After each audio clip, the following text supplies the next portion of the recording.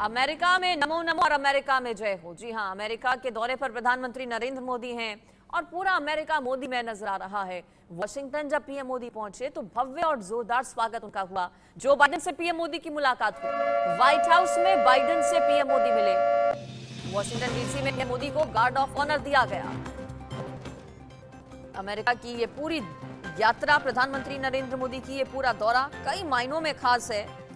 राष्ट्रपति Joe Biden और first lady जिल ने पीएम मोदी का जिस तरह से स्वागत किया, पूरी दुनिया ने यह देखा कि कैसे भारत तेजी के साथ आगे बढ़ रहा है, भारत का दबदबा दुनिया में कैसे बढ़ रहा है और मोदी मैजिक कितना और बढ़ा है।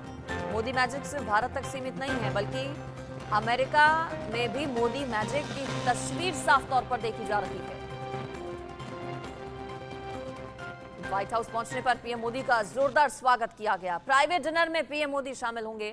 व्हाइट हाउस में पीएम मोदी के लिए डिनर का आयोजन है। बाइडेन के साथ पीएम मोदी की द्विपक्षीय बातचीत आज होगी। बाइडेन के निजी मेहमान आज पीएम मोदी हैं। दरअसल राज्य के दौरे पर हैं पीएम मोदी। द्विपक्षीय वार्ता आज जो बाइडेन के साथ प्रधानमंत्री नरेंद्र मोदी की होगी और इसका खास डिनर का मेन्यू क्या होगा वो भी आप देखिए। एक्सक्लूसिव इंडिया न्यूज के हाथ मेन्यू लगा है आज होने वाले स्टेट डिनर का। इस मेन्यू में क्या क्या शामिल है वो आप देखिए। खाने में कौन कौन से व्यंजन परोसे जाएंगे प्रधानमंत्री नरेंद्र मोदी को वो आप जानिए। Marinated millet, grilled corn, kernel salad, compressed watermelon और टैंगी एवोकाडो सॉस इसमें शामिल है। इसके अलावा मेन कोर्स की अगर बात करें तो stuffed portobello mushroom, creamy saffron infused risotto को शामिल किया गया है और भी कई अलग अलग खास व्यंजन जो कि पीएम मोदी को सर्व किए जाएंगे। आज निजी मेहमान हैं जो बाइडेन के प्रधानमंत्री नरेंद्र मोदी। और हमने देखा इससे पहले जापान के दौरे पर जब पीएम मोदी ने जो बाइडेन से मुलाकात की थी, उस वक्त कैसे बॉस कहकर एड्रेस किया था पीएम मोदी को जो बाइडेन ने। तो आज बॉस के साथ मीटिंग जो बाइडेन की।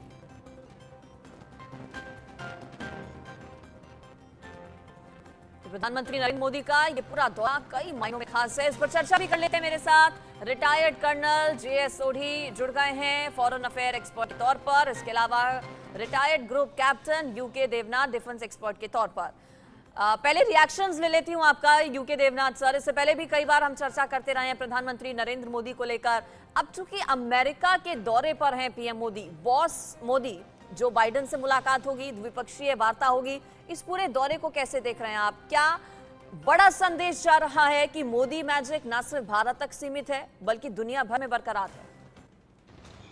अंजलि, पूरा देश, दुनिया के कई हिस्से और सबसे बड़ी बात है कि चीन और पाकिस्तान मोदी जी की इस अमेरिका भ्रमण को बहुत उत्सुकता से देख रहा है। चीन जानना चाह रहा है कि भारत अमेरिका के कितने पास है, भारत अमेरिका से क्या क्या ले रहा है, और सबसे बड़ी बात पाकिस्तान भी जानना चाहता है कि किस तरह से भारत के प्रधानमंत्री मोदी जी का स्वागत अमेरिका में हो रहा है, स्टेट विजिट हो रहा है, जबकि पाकिस्तान के किसी भी नेता को अमेरिका में कोई भी तवज्जो नहीं मिल रही। जहां तक यूरोपियन कंट्रीज हैं, नेटो देश हैं, उनका थोड़ा सा स्वार्थ है। वह चाहते हैं कि भारत के ऊपर अमेरिका बैकडोर डिप्लोमेसी के द्वारा नेटो प्लस ज्वाइन करने के लिए थोड़ा सा दबाव डाले। नेटो के देश चाहते हैं कि भारत अगर नेटो ज्वाइन करता है या नेटो प्लस ज्वाइन करता है तो शायद भारत थोड़ा सा रूस के विरोध में कुछ रुख अख्तियार करेगा। तो ये बैकडोर डिप्लोमेसी की बात है। शायद एक्सटर्नल अफेयर्स मिनिस्टर के जो अधिकारी हैं वह भी इसके बारे में चुप्पी साधे हुए हैं। लेकिन आज का सबसे बड़ा मुद्दा जो कि शायद हम आप शाम तक कुछ सुनेंगे, यही रहेगा। बाकी जहां तक कॉन्ट्रैक्ट साइन करने की बात है, बड़े बड़े 6 कॉन्ट्रैक्ट साइन किए गए हैं।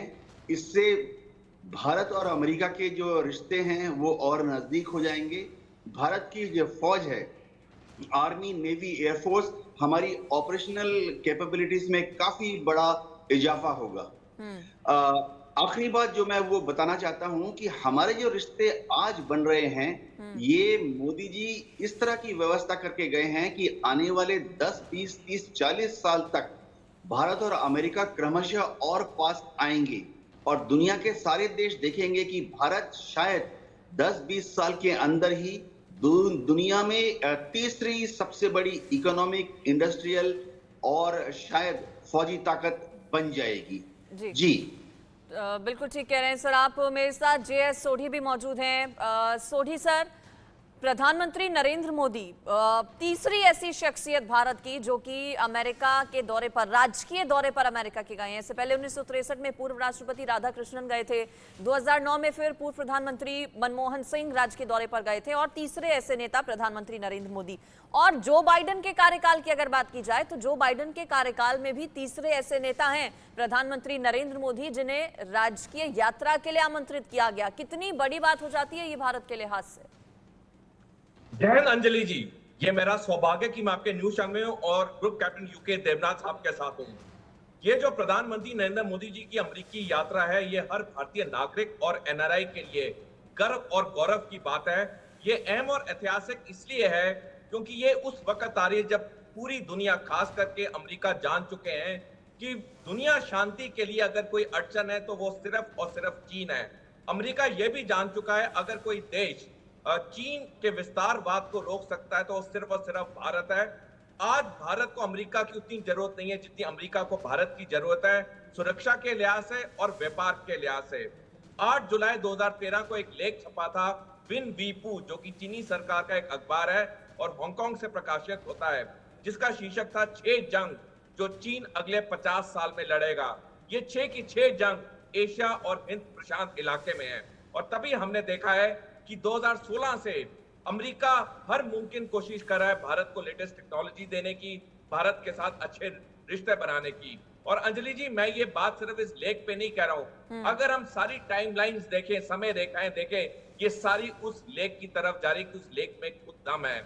इसी साल 3 फरवरी 2023 को अमेरिका की खुफिया एजेंसी CIA के डायरेक्टर ने, विलियम बर्न्स ने बयान दिया था जिसमें उन्होंने कहा था कि 2027 में अमेरिका और चीन का युद्ध होगा ताइवान के ऊपर, और उन 6 युद्ध में से ये भी एक युद्ध मेंशन्ड है। आखिरी में अंजलि जी मैं ये कहना चाहूंगा, जो फ्यूचर है वो 2 AI को बिलोंग करता है, आर्टिफिशियल इंटेलिजेंस और अमेरिका इंडिया दोस्ती। बहुत महत्वपूर्ण बात आपने कही है सोढ़ी सर। तो ये पूरा दौरा देखिए कई मायनों में वैसे भी खास है और जो तस्वीरें वहां से सामने आ रही हैं वो अपने आप में बहुत कुछ कहती हैं और इससे कुछ लोगों को मिर्ची भी लग रही है। इस पर आगे भी चर्चा करेंगे, लेकिन इससे पहले आप डील्स का जिक्र कर रहे थे यूके देवनाथ सर कि महत्वपूर्ण डील होने वाली है। ना सिर्फ राजकीय दौरा प्रधानमंत्री नरेंद्र मोदी का खास है, बल्कि जो करार दोनों देशों के बीच होंगे वो कितने महत्वपूर्ण हो जाएंगे। इसमें रक्षा सहयोग है, हेल्थ सेक्टर है, साथ ही साथ एनर्जी सेक्टर है, स्किल डेवलपमेंट है, स्टार्टअप, डिजिटल, इन सब पर करार होने वाले हैं। कितनी अहम ये डील्स हो जाएंगी दोनों देशों के बीच? अंजलि जी, बहुत ही महत्वपूर्ण डील्स हो रही है। हम भारत और अमेरिका के बीच में साइंस एंड टेक्नोलॉजी के साथ ये भी चाहते हैं कि अमेरिका जो है हमें भविष्य में जितनी प्रगतिशील टेक्नोलॉजीज है, जैसे कर्नल सोदी ने अभी बताया AI, उसके बारे में अमेरिका हमारे के साथ, भारत के साथ सहयोग करेगा। भारत में जो एक बहुत बड़ा टैलेंट पूल है, हमारे इंजीनियर्स, हमारे सॉफ्टवेयर एक्सपर्ट्स एंड स्पेशलिस्ट, वो बड़ी उत्सुकता से अमेरिका की तरफ देख रहे हैं। जितने हमारे सॉफ्टवेयर सेंटर्स हैं, चाहे वो बेंगलोर हो, चाहे वो पुणे हो या गुड़गांव हो, आज देख रहे हैं कि अमेरिका के किस किस बड़े बड़े साइंस एंड टेक्नोलॉजी गुरुज के साथ मोदी जी या हमारे इंडियन टीम की मुलाकात होती है। जहां तक डिफेंस टेक्नोलॉजी की बात है, मैं एयरफोर्स में था, मैं एयरफोर्स में 34 साल तक था और फाइटर प्लेन उड़ाया MiG-23। तो हमारे एयरफोर्स में अब हम तेजस युद्धक विमान बनाने लगे हैं, लेकिन हमें अमेरिका से एक थोड़ा ज्यादा पावरफुल युद्धक विमान का इंजन चाहिए। GE F414 हमने पेशकश की है, अमेरिका मान गया है और उसने हमें GE F414 बनाने की टेक्नोलॉजी देने करार कर लिया है। ये बहुत बड़ी उपलब्धि है क्योंकि अभी हम 40 तेजस मार्क 1 बना चुके हैं, इसके बाद 84 तेजस मार्क 1A बनेंगे और आने वाले बिल्कुल देखिए कई ऐसी चीजें हैं जिन पर अमेरिका भारत पर निर्भर है और वाइस वर्सा, ऐसा ही दोनों देश एक दूसरे पर निर्भर। और भारत की बढ़ती ताकत को देखकर अमेरिका भी अब भारत के सामने प्रधानमंत्री नरेंद्र मोदी के सामने सिर झुकाता है और साथ चलना चाहता है। आप दोनों खास मेहमान मेरे साथ बने रहिए। तस्वीरें कुछ खास दिखा देते अपने दर्शकों को। वॉशिंगटन जब पीएम मोदी पहुंचे तो भव्य जोरदार स्वागत वहां पीएम मोदी का हुआ। पीएम मोदी अमेरिकी संसद को संबोधित भी करेंगे। मोदी को डिनर बाइडेन की तरफ से दिया जाएगा। अमेरिकी कांग्रेस को एड्रेस किया जाएगा पीएम मोदी की तरफ से। अमेरिकी संसद को संबोधित करेंगे पीएम मोदी। अपने आप में ये मौका खास होगा जब अमेरिकी संसद में भारत के प्रधानमंत्री नरेंद्र मोदी की आवाज सुनाई देगी। अमेरिकी संसद को एड्रेस करेंगे प्रधानमंत्री नरेंद्र मोदी। क्या अपने संबोधन में पीएम मोदी की तरफ से कहा जाता है, इस पर दुनिया भर की निगाहें टिकी हैं। सब सुनना चाहते हैं कि पीएम मोदी आखिर अमेरिकी संसद को जब संबोधित करेंगे तो कौन कौन से वो मुद्दे होंगे जिनको उठाया जाएगा, जिनका जिक्र पीएम मोदी की तरफ से किया जाएगा। पीएम मोदी व्हाइट हाउस जब पहुंचे तो भव्य स्वागत उनका हुआ। संयुक्त राज्य अमेरिका के राष्ट्रपति जो बाइडेन और प्रथम महिला जिल बाइडेन के साथ विशेष उपहारों का आदान प्रदान भी हुआ। पीएम नरेंद्र मोदी ने अमेरिका की first lady doctor Jill Biden को प्रयोगशाला में विकसित 7.5 कैरेट का ग्रीन डायमंड उपहार में दिया। पीएम मोदी ने अमेरिकी राष्ट्रपति जो बाइडेन को एक विशेष चंदन का डिब्बा भेंट किया, जिसे जयपुर के एक मास्टर शिल्पकार द्वारा बनाया गया है। इस पर मैसूर से प्राप्त चंदन में जटिल रूप से नक्काशीदार वनस्पतियों और जीवों के पैटर्न हैं। पीएम मोदी ने बाइडेन को पंजाबी घी भी गिफ्ट किया। पीएम मोदी ने बाइडेन को सोने का सिक्का भी गिफ्ट किया। वहीं अमेरिका के राष्ट्रपति जो बाइडेन ने भी पीएम मोदी को गिफ्ट दिया। पीएम मोदी को बाइडेन ने कैमरा और प्राचीन बुक गैलरी गिफ्ट की है। बाइडेन ने पीएम मोदी को अमेरिकी वाइल्ड लाइफ फोटोग्राफी से जुड़ी किताबें गिफ्ट की हैं। विंटेज कैमरा गिफ्ट किया गया है। उपहार जो एक्सचेंज हुए हैं दोनों देशों के बीच में, वो सभी उपहार खास हैं।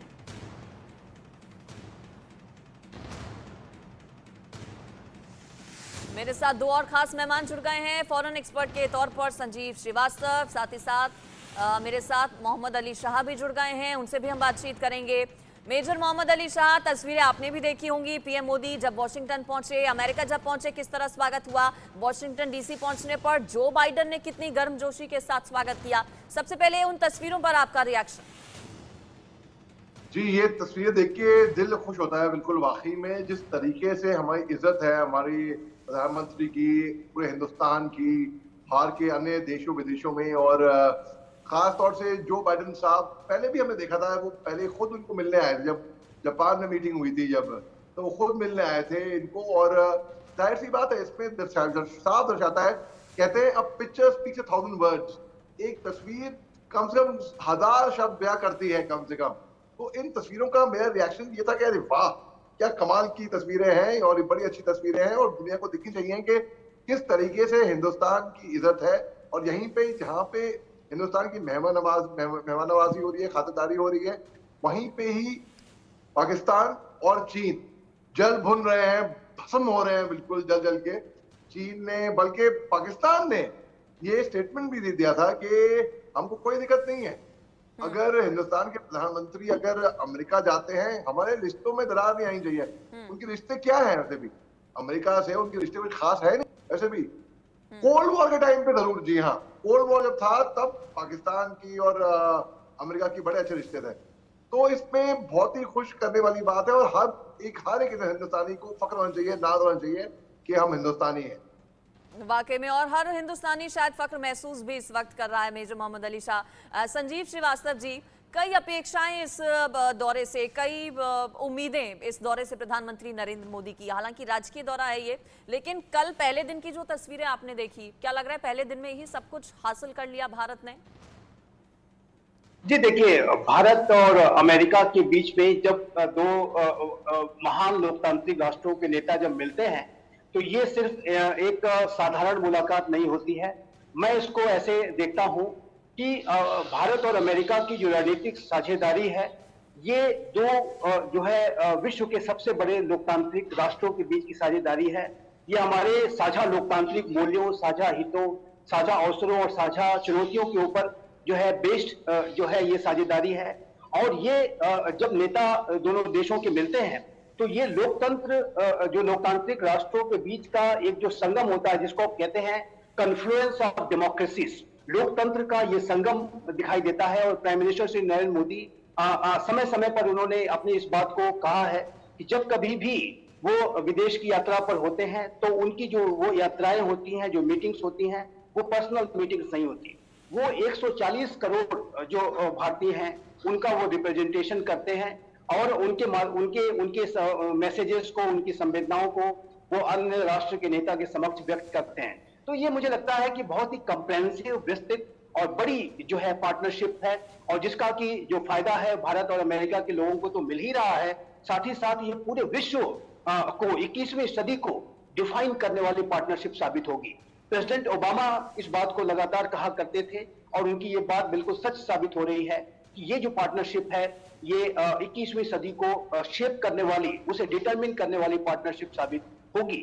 और चाहे वो इंडो पैसिफिक रीजन हो, वहां पर रूल्स बेस्ड ऑर्डर को बनाए रखने की बात हो, चाहे वो आतंकवाद की चुनौती पर विजय पाने की बात हो, वातावरण परिवर्तन के संकट से जूझने की बात हो या ग्लोबल कॉमन्स को सुरक्षित रखने की बात हो, हर जगह भारत और अमेरिका कोलैबोरेट कर रहे हैं, डीपली कोलैबोरेट कर रहे हैं। और इस यात्रा के बाद तो आप देखेंगे कि भारत और अमेरिका के बीच में जो विश्वास का जो फैक्टर है, जो बॉन्ड ऑफ ट्रस्ट है, वो बहुत ऊंचा हो जाएगा, क्योंकि अब अमेरिका न सिर्फ भारत के साथ एक बायो सेलर रिलेशनशिप रख रहा है, बल्कि वो भारत के साथ जो है को प्रोडक्शन और को डेवलपमेंट पे जा रहा है। हाई टेक्नोलॉजी का ट्रांसफर अब अमेरिका भारत को करने जा रहा है, जो कि बहुत ही बड़ी बात है और इस बात को दर्शाता है कि भारत और अमेरिका के जो संबंध है वो विश्वास उनके बीच में गहरा होता जा रहा है। अमेरिका इस तरह की जो हाई टेक्नोलॉजी है, बेहद एडवांस टेक्नोलॉजी है, जो वहां के साइंटिस्ट ने बहुत ही मेहनत करके R&D डेवलप की है, उसको शेयर करना ये अमेरिका किसी ऐसे राष्ट्र के साथ ही कर सकता है जिसके ऊपर उसका गहरा भरोसा हो। तो ये भारत और अमेरिका के भरोसे को भी दिखाता है कि ये जो बॉन्ड ऑफ ट्रस्ट है, ये जो भरोसे का जो संबंध है, ये कितना गहरा होता जा रहा है। मेरा विचार है कि ये जो पार्टनरशिप, ये इसका जो भविष्य बेहद उज्जवल है। और चाहे वो रिपब्लिकन पार्टी की सरकार अमेरिका में हो या डेमोक्रेटिक पार्टी की सरकार हो, सभी जो है इस पूरे भारत और अमेरिका के संबंधों को अपना पूरा समर्थन देते हैं। अभी यूएस कांग्रेस में आप देखेंगे कि जब भारत के प्रधानमंत्री Shri Narendra Modi joint session of the US Congress को संबोधित करेंगे, तो वो जो हॉल है जो यूएस कांग्रेस का पूरा खच भरा होगा। ऐसी रिपोर्ट्स हैं कि चाहे वो रिपब्लिकन्स हो, डेमोक्रेटिक्स हो, पार्टी के सांसद हो, सेनेटर्स हो, हाउस ऑफ रिप्रेजेंटेटिव के मेंबर्स हो, सभी जो है गहरा इंटरेस्ट शो कर रहे हैं। वो प्राइम मिनिस्टर मोदी के विचारों को, उनके विजन को उनके सामने बैठ करके सुनना चाहते हैं और उसे अप्रिशिएट करना चाहते हैं। तो मुझे लगता है कि हिस्टोरिक विजिट है, एक ऐसा विजिट जो कि नए माइलस्टोन सेट करेगी और भारत और अमेरिका की जो रणनीतिक साझेदारी है उसको हायर ट्रेजेक्टरी पर ले जाएगी। महत्वपूर्ण बातें संजीव जी आपने कही हैं। वाकई में ये दौरा किस तरह से फायदा भारत को पहुंचाएगा और ये कि अमेरिका भी समझ चुका है कि भारत को साथ लेकर चलना कितना जरूरी है। चाहे किसी भी पार्टी की सरकार वहां पर रही हो, लेकिन भारत अमेरिका का पहले से ही अच्छा दोस्त रहा है और इस दौरे के बाद पूरी उम्मीदें हैं कि ये जो संबंध दोनों देशों के बीच हैं वो और ज्यादा गहरे होंगे, अच्छे होंगे। सोढ़ी जी, वेल्थिएस्ट पर्सन एलन मस्क, आपने भी कल तस्वीर देखी होगी। कई नामचीन हस्तियों से कल प्रधानमंत्री नरेंद्र मोदी ने मुलाकात की वहां पर, लेकिन सबसे ज्यादा चर्चा जिस मुलाकात की हुई वो है प्रधानमंत्री नरेंद्र मोदी की एलन मस्क के साथ मुलाकात। एलन मस्क भी मोदी के मुरीद नजर आए। एलन मस्क का एटीट्यूड और अप्रोच पिछले कुछ दिनों में कैसा रहा आपने भी देखा होगा।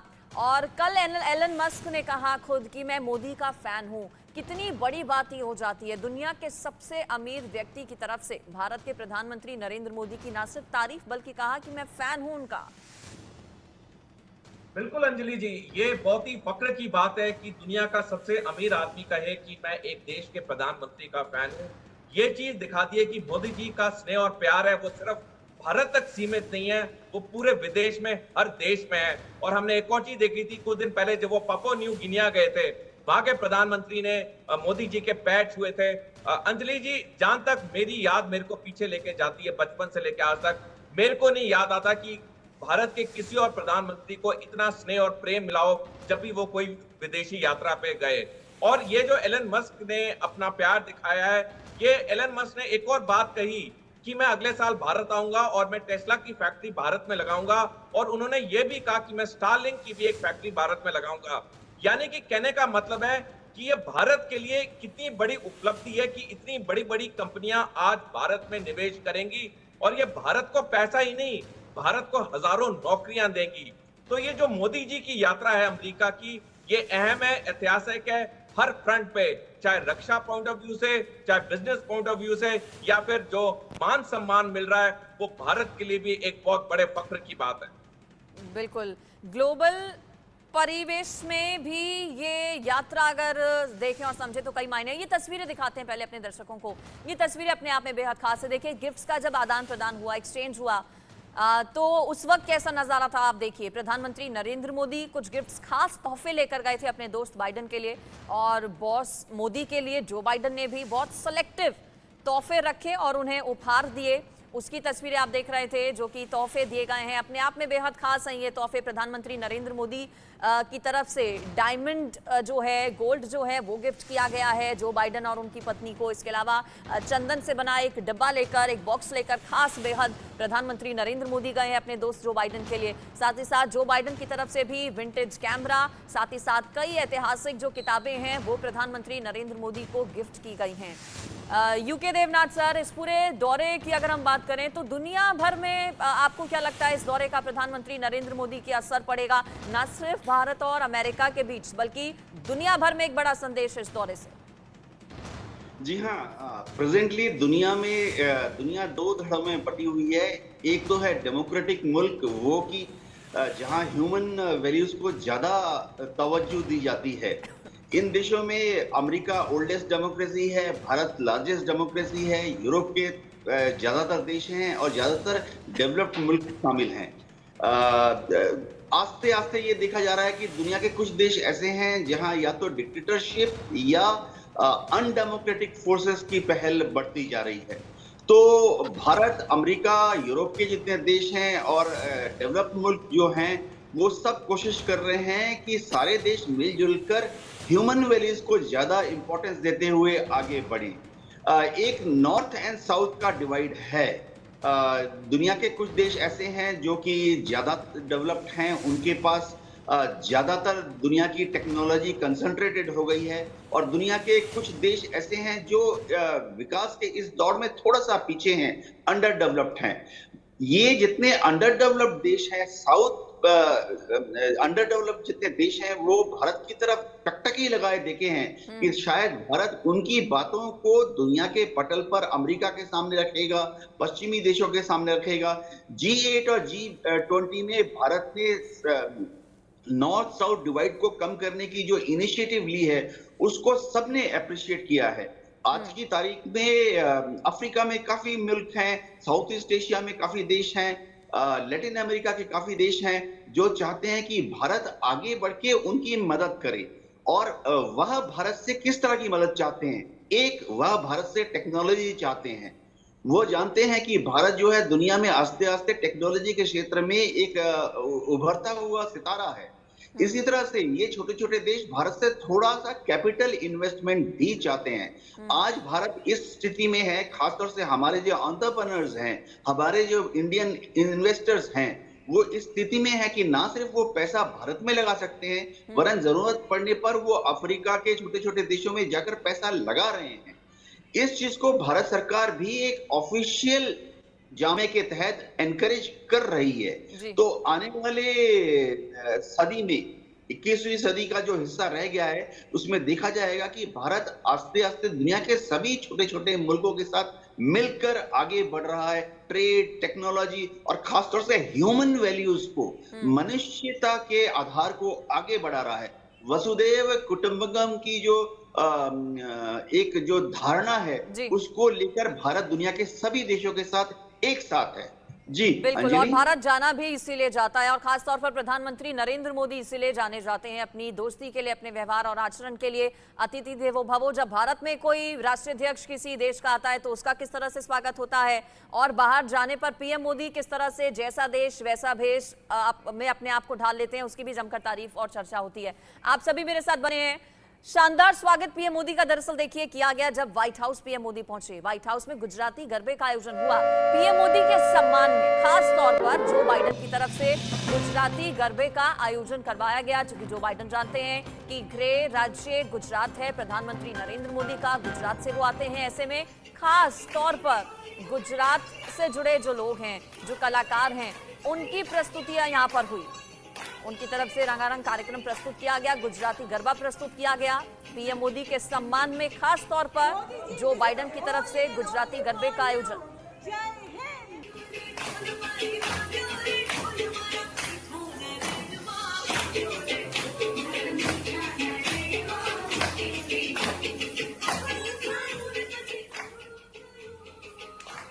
और न सिर्फ गुजराती गरबा बल्कि कई अलग अलग रंगारंग कार्यक्रमों की प्रस्तुति वहां पर पीएम मोदी के आगमन पर। जब व्हाइट हाउस पीएम मोदी पहुंचे, आगे की ओर वो बढ़े, एयरपोर्ट पर जब वॉशिंगटन डीसी पहुंचे थे तो वहीं से जो अलग अलग कार्यक्रम हैं उनकी प्रस्तुतियां शुरू हो गई थी। उत्साह भारतीय प्रवासियों में जबरदस्त देखने को मिला पीएम मोदी की एक झलक पाने के लिए।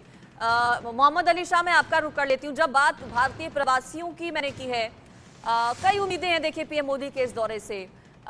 ग्रीन कार्ड एक बड़ी समस्या प्रवासी भारतीयों के लिए बन जाता है। वीजा की अगर बात करें, ग्रीन कार्ड की अगर बात करें, अब जब पीएम मोदी दौरे पर गए हैं तो प्रवासी भारतीय या फिर इच्छुक वो लोग जो कि अमेरिका जाना चाहते हैं, वहां पर रहना चाहते हैं, इस हल का भी, इस समस्या का भी क्या कोई हल निकल पाएगा इस दौरे के दौरान? क्या इस तरह की उम्मीद लगा सकते हैं? जी, बहुत खूब फरमाया आपने अंजलि जी। जी हाँ, बिल्कुल मुझे लगता है कि सारे मुद्दों का हल यहाँ पे निकलेगा। इसको मैं एक एनालॉजी के तौर पे कोट करता हूँ। फर्ज करिए आप दिल्ली से आप चेन्नई जा रही हैं, फर्ज करिए किसी काम से और किसी काम से। आपने कहा मैं चेन्नई आई हूँ इतने दूर से ये काम करने के लिए, चलो ये काम भी करते हुए जाऊँ मैं। तो जो एजेंडा पॉइंट्स हैं वो तो खैर एड्रेस होंगे ही होंगे। इसके अलावा जो एजेंडा में ना हो वो भी उनकी बायलैटरल मीटिंग में अलग से शामिल होंगे और वो मुद्दों को उठाएंगे जरूर।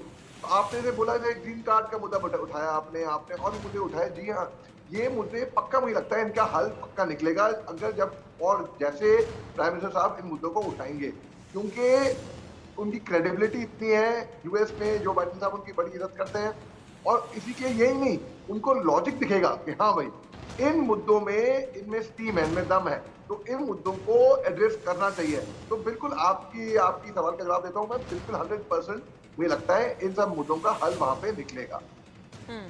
बिल्कुल, और कई उम्मीदें हैं प्रवासी भारतीयों को, उन लोगों को जो कि इच्छा रखते हैं, जाना चाहते हैं कि इस मुद्दे पर भी बातचीत हो प्रधानमंत्री नरेंद्र मोदी की जो बाइडेन के साथ, कुछ रियायत भारतीयों को मिले, कुछ जो इनाम है वो भारतीयों को मिले जो बाइडेन की तरफ से। चूंकि मुरीद जो बाइडेन है प्रधानमंत्री नरेंद्र मोदी के अच्छे दोस्त हैं और दोनों जब मिलते हैं तो किस तरह से गले लगते हैं, हाथ मिलाते हैं, वो तस्वीरें सभी देखते हैं। इन तस्वीरों से कुछ लोगों को सोडी साहब मिर्ची भी लग जाती है।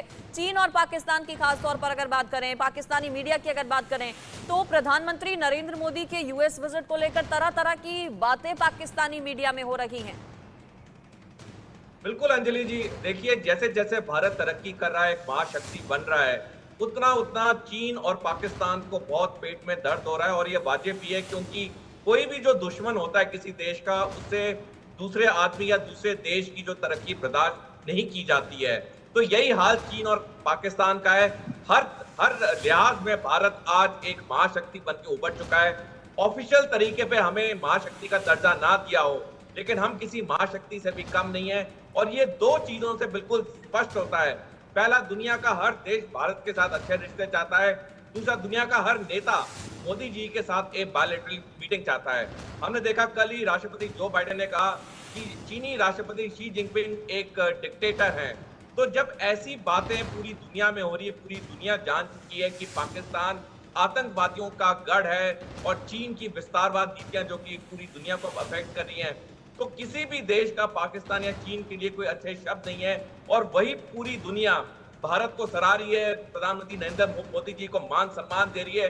जब ऐसी चीजें होती हैं तो एक चीज साफ सामने आके उभरती है कि जितना देश मजबूत होगा, जितना देश का नेता मजबूत होगा, उतने देश का सम्मान और इज्जत होगी। और ये चीज आज भारत की पूरी दुनिया को दिखाती है।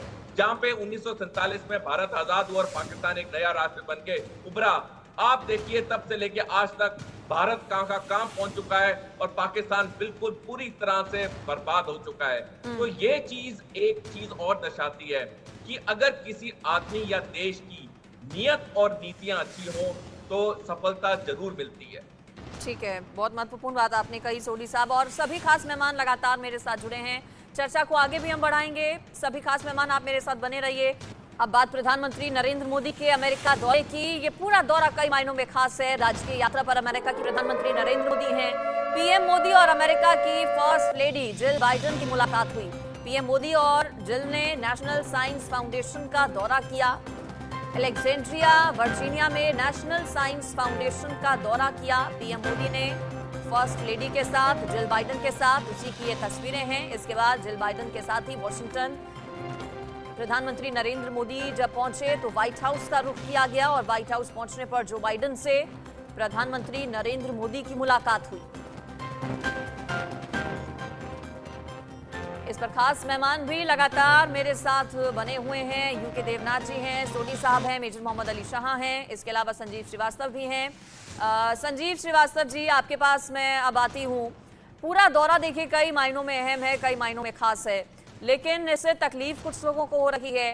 चीन की अगर हम बात करें, पाकिस्तान की बात करें, आतंकवाद चूंकि एक बड़ा मुद्दा रहा है, क्या निगाहें इस बात पर टिका कर रखें कि जब अमेरिकी संसद को संबोधित करेंगे प्रधानमंत्री नरेंद्र मोदी तो किन मुद्दों का जिक्र होगा, किन विषयों पर वो चर्चा करेंगे, अपने संबोधन में बातें कहेंगे? क्या आतंकवाद का मुद्दा हो सकता है? चूंकि चीन और पाकिस्तान कई बार अड़ंगा डा चुका है जब जब कोई भी प्रस्ताव आतंकियों के खिलाफ भारत लेकर आया।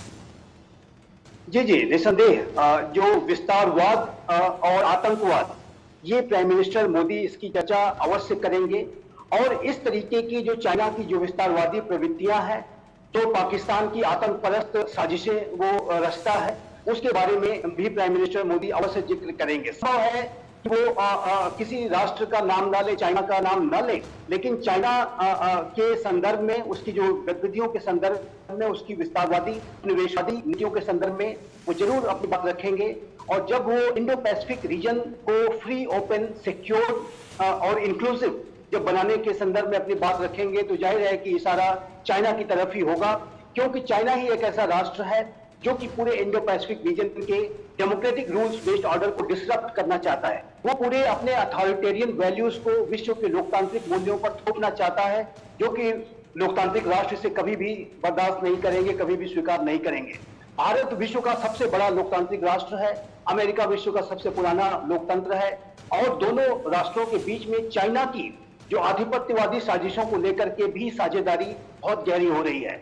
जैसा कि मैं पहले कहता रहा हूं कि भारत और अमेरिका के जो संबंध हैं, अगर वो बढ़ रहे हैं तो अपनी मेरिट्स की वजह से बढ़ रहे हैं, अपने शेयर्ड वैल्यूज और शेयर्ड इंटरेस्ट, अपॉर्चुनिटी और चैलेंजेस के लिए बढ़ रहे हैं। लेकिन निसंदेह जो चाइना की जो चुनौती है, अगर भारत और अमेरिका के शेयर चैलेंजेस की बात करें तो ये 21वीं सदी की सबसे बड़ी चुनौती है।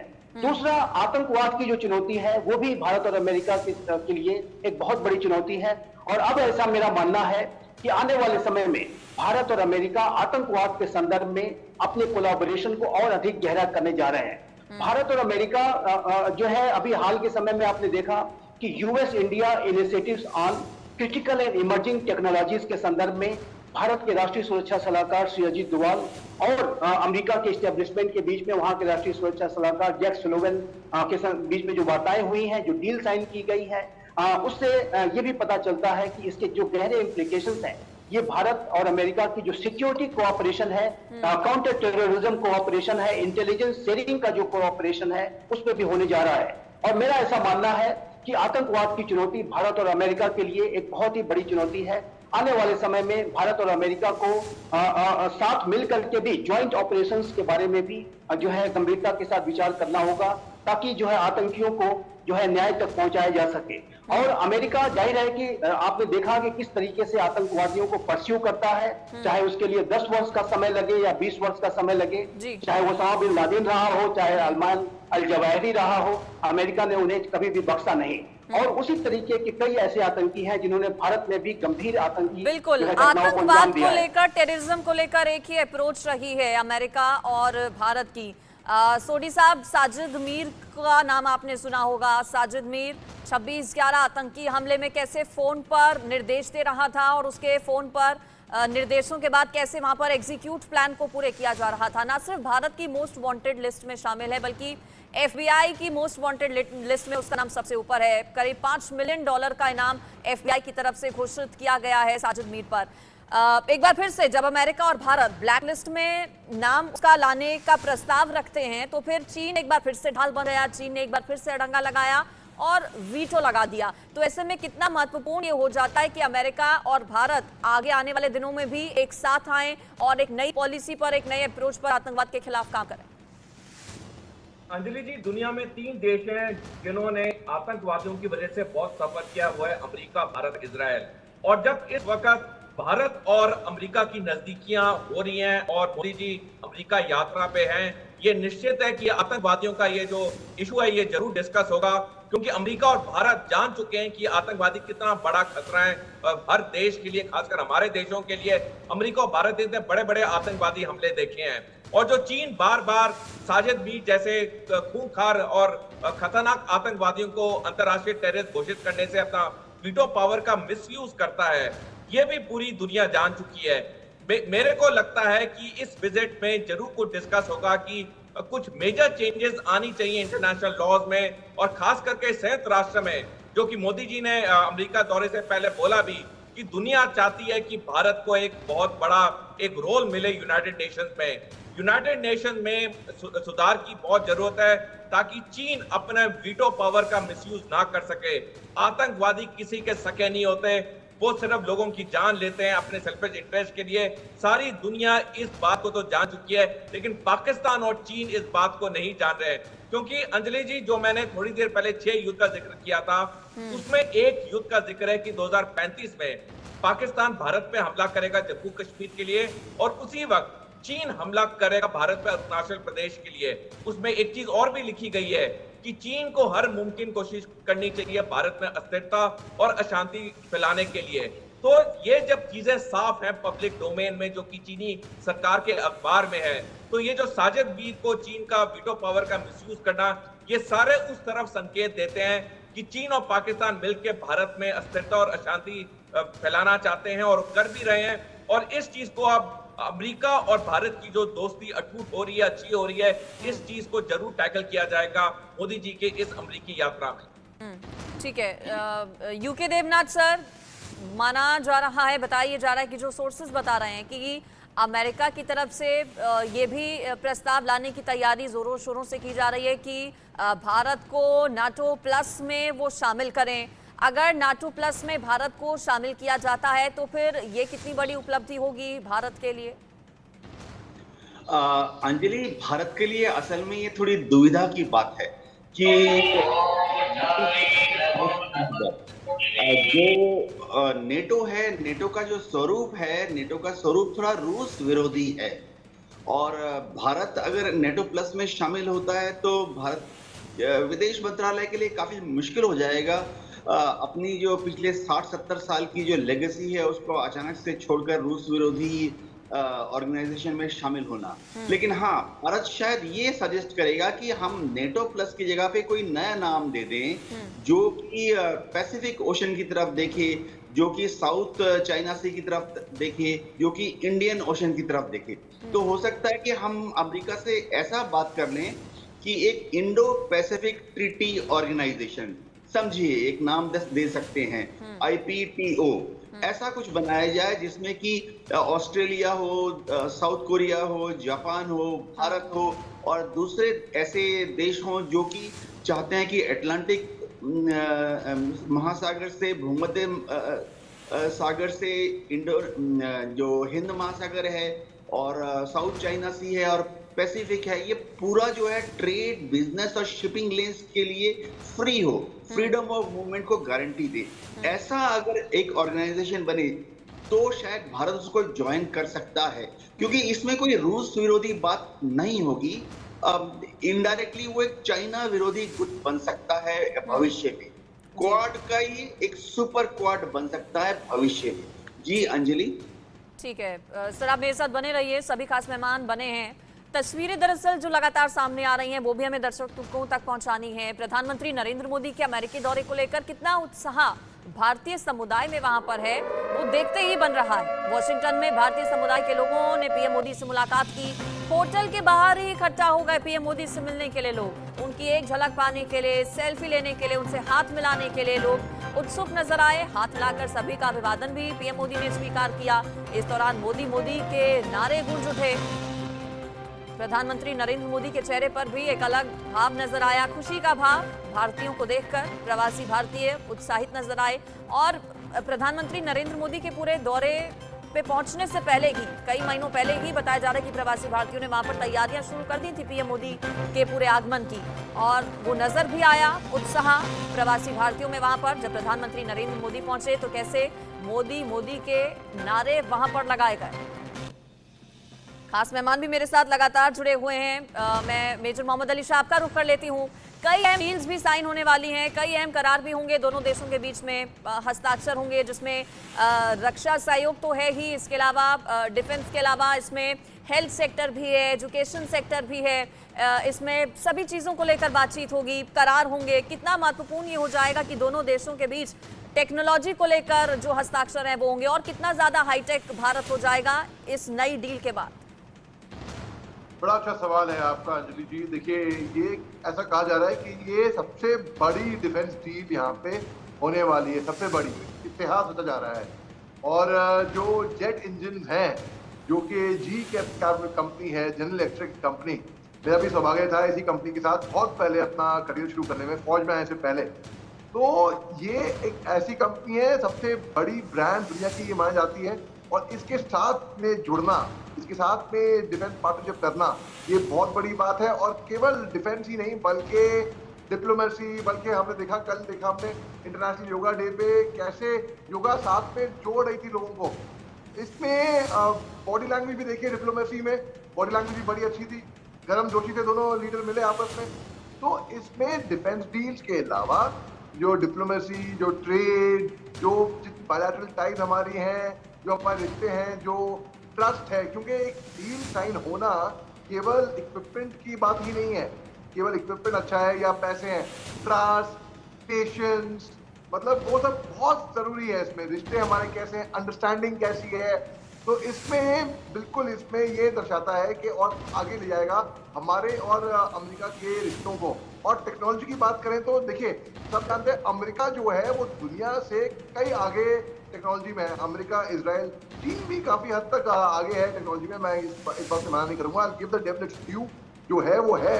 लेकिन जो अमेरिका और इजराइल की टेक्नोलॉजी है, कोई उनको डिफीट नहीं कर सकता आगे टेक्नोलॉजी में। तो जब हिंदुस्तान की पार्टनरशिप होती है एक ऐसे मुल्क के साथ जो टेक्नोलॉजी में बहुत आगे है, जो number 1 super power of the world है, और जो इस तरीके से खैर मकदम होता है वहां पे उनका, तो इसमें बहुत फख्र की बात है। और इसमें ये देखने वाली बात है कि आगे फ्यूचर में हिंदुस्तान के लिए डिफेंस इक्विपमेंट में और कई सारी अन्य चीजों में क्या व्हाट्स इन स्टोर, आगे क्या अच्छी चीज इधर रखी हुई है। ठीक है संजीव श्रीवास्तव जी, ट्विटर वो प्लेटफॉर्म है सोशल मीडिया का जिसका इस्तेमाल देश दुनिया के लोग करते हैं। भारत में भी अलग अलग राजनीतिक दलों की अगर बात करें तो अपने व्यूज एक्सप्रेस करने हो, कोई जानकारी देनी हो, कुछ एक्सपीरियंस शेयर करना हो तो ट्विटर का इस्तेमाल किया जाता है। ट्विटर के सीईओ एलन मस्क के साथ प्रधानमंत्री नरेंद्र मोदी ने मुलाकात की। थोड़ा राजनीतिक सवाल ही हो जाएगा, तो ऐसा तो नहीं है कि अब राजनीतिक दल इस पर भी विरोध ट्विटर का ना करने लगे कहीं, कि ट्विटर के जो मालिक हैं वो मुरीद हैं प्रधानमंत्री नरेंद्र मोदी के, वो फैन हैं, खुद इस बात को उन्होंने कबूला।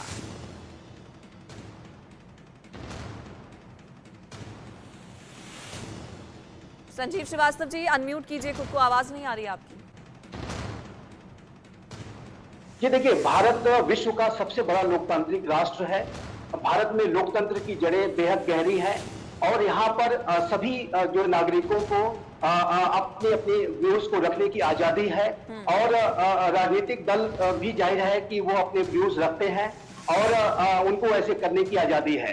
और ये जाहिर है कि ये जो भारत के जो गहरे लोकतांत्रिक जो मूल्य है उसका सम्मान विदेशों में किया जाता है। आज जब भारत और अमेरिका की जो साझेदारी इतनी गहरी और प्रगाढ़ हो रही है तो उसका सबसे बड़ा कारण यह है कि भारत में एक लोकतंत्र की गहरी जड़ें हैं। अमेरिका विश्व का सबसे पुराना लोकतंत्र है, वहां भी लोकतंत्र की जड़ें बेहद गहरी हैं और इन्हीं आधार पर ये संबंध आगे बढ़ रहे हैं।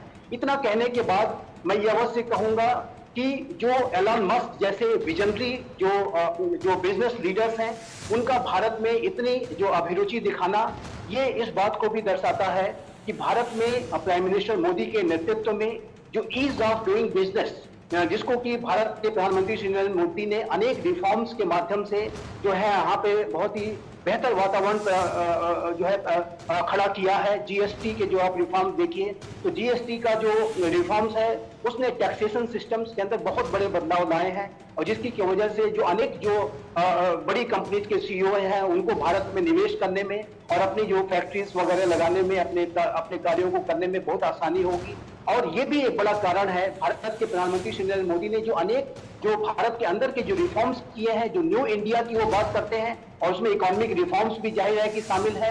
तो उसकी वजह से भी आज जो अंतर्राष्ट्रीय कंपनियों के, अमेरिका की कंपनियों के जो टॉप सीईओज हैं, उन्होंने अपना इंटरेस्ट बहुत ही गहरे तरीके से दिखाना शुरू किया। और दूसरा जो एक जाहिर है कि भारत विश्व का सबसे बड़ा लोकतांत्रिक बाजार भी है, और एलन मस्क ने जो कि एक बेहद, जैसे कि मैंने कहा कि एक विजनरी वर्ल्ड लीडर है, बिजनेस लीडर है, और उन्होंने जाहिर है कि चाहे वो ट्विटर के सीईओ अब वो बने हैं, ट्विटर उन्होंने अपने साथ लिया है। उसके पहले भी आप देखिए तो स्पेस एक्स जैसी उनकी जो विजन है कि जब वो चाहते हैं कि जो मानव है वो स्पेस में भी जाकर के स्पेस के जो पूरे परिवेश का इस्तेमाल करे अपने कल्याण के लिए, अपनी प्रगति के लिए। स्टारलिंक जैसी जो इंटरनेट की सर्विस वो चलाते हैं, टेस्ला जैसे जो इलेक्ट्रिक कार्स को जो बनाते हैं, और उस तरीके की जो बड़ी कंपनीज हैं उसको वो भारत में लाना चाहते हैं।